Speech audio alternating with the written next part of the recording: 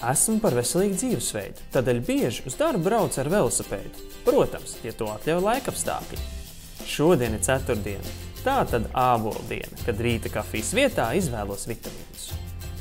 Diena Nordijā vienmēr sāks ar skanīgu čau. Tas ir mūsu iekšējais noteikums. Draudzīga sasveicināšanās gan ar kolēģiem, gan ar vadītājiem. Tāpat kā nav divu vienādu klientu, nav arī vienāda darba diena, līdz ar to laiks paskrien nemanot.